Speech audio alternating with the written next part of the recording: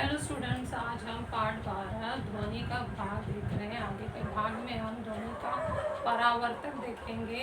परावर्तक पृष्ठभाग वह होता है जहाँ ध्वनि की तरंगें जाकर टकराती हैं और टकरा के वापस लौटती हैं, तो उस पृष्ठभाग को परावर्तक पृष्ठभाग कहते हैं। ऐसे पृष्ठभाग दो प्रकार के हो सकते हैं। एक योग्य परावर्तक हो सकता है, दूसरा अयोग्य परावर्तक हो सकता है। योग्य परावर्तक वह भाग होता है जो कठोर समतल हो और वहाँ ध्वनि की तरंगे जाएं और पूरी की पूरी ध्वनि तरंगे परावर्तित हो जाएं, वह पृष्ठभाग योग्य परावर्तक कहलाता है। जैसे कि दीवार होती है, ऊंचे पहाड़ी क्षेत्र होते हैं, यह सब भाग है। और दूसरा अयोग्य परावर्तक भाग वह होता है जहाँ पर ध्वनि की तरंगे जाती हैं लेकिन उसका अधिक से अधिक भाग अवशोषित हो जाए, परावर्तित न हो, उसे अयोग्य परावर्तक कहते हैं। जैसे कि मुलायम भाग, पर्दे, कपड़े, गद्दे, फर्नीचर इत्यादि।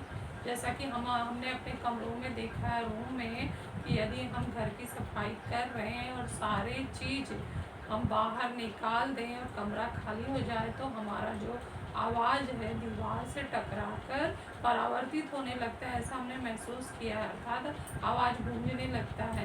तो इससे मतलब ये है कि जो घरों में हमने फर्नीचर, कपाट, पर्दे, गद्दे लगा कर रखे थे, वो हमारी ध्वनि को अवशोषित करते हैं।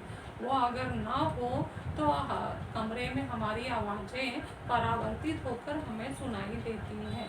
तो अभी हम वही देखने वाले हैं। उसके बाद हम देखेंगे प्रतिध्वनि, एको। तो चलो पहला भाग हम शुरू करते हैं। क्या देखना इसमें? ध्वनि परावर्तक के दो प्रकार होते हैं, योग्य परावर्तक, अयोग्य परावर्तक। कठोर और समतल पृष्ठभाग से ध्वनि का परावर्तन अच्छे से होता है, ऐसे पृष्ठभाग को योग्य परावर्तक कहते हैं। उदाहरण समतल दीवार, समतल लकड़ी, पहाड़, ऊंचा क्षेत्र इत्यादि। उसके बाद हम अयोग्य परावर्तक देख रहे हैं, जो दोहरा, मुलायम, अनियमित आकार वाले पृष्ठभाग से ध्वनि का परावर्तन न होकर वो ध्वनि अवशोषित कर ली जाती है, इसलिए इन्हें अयोग्य परावर्तक कहते हैं। उदाहरण है कपड़ा, पर्दा, चटाई, गद्दे, फर्नीचर इत्यादि। दूसरा भाग इसमें हम देखने वाले प्रतिध्वनि, अंग्रेजी में इसको एको कहते हैं। अक्सर हम जब घूमने जाते हैं ऊंचे पहाड़ी क्षेत्र में, तो कोई न कोई पहाड़ी क्षेत्र को एको पॉइंट नाम दिया जाता है। जैसे माथेरान हो या महाबलेश्वर क्षेत्र हो, जहाँ ऊंचे ऊंचे पहाड़ी हैं, वहाँ उस ठंडे भाग में हम जब घूमने जाते हैं तो अक्सर एक पॉइंट का नाम एको पॉइंट होता है, और वहाँ हम जाकर अगर आवाज़ लगाते हैं तो आवाज़ जो हमारी ध्वनि तरंगे पहाड़ी क्षेत्र से टकराकर पुनः हमें थोड़ी देर में सुनाई देने लगती हैं। तो ऐसे पॉइंट को एको पॉइंट कहते हैं। तो एको का मतलब क्या है वो हम समझते हैं।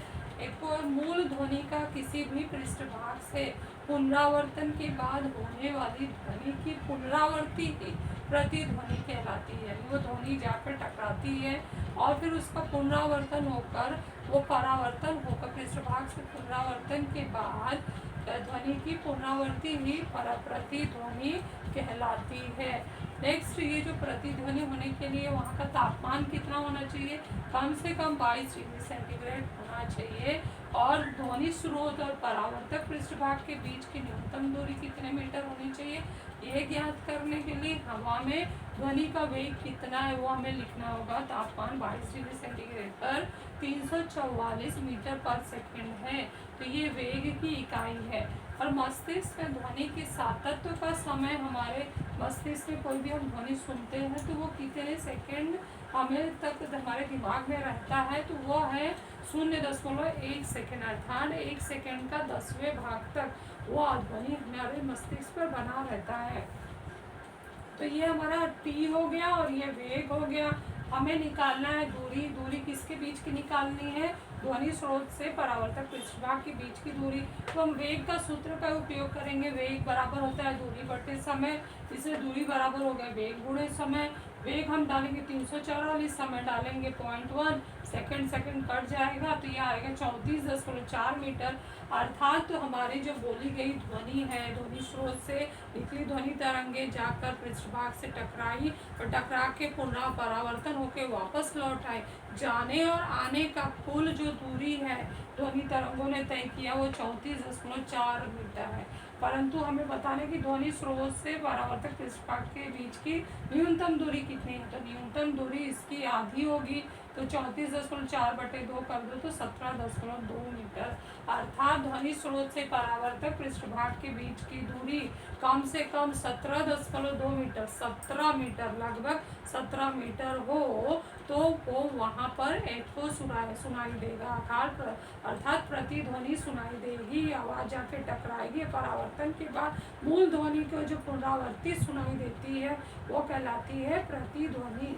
तो इस तरह से हमने ये भाग आज समझा, इसे अच्छे से लिख लो। Thank you.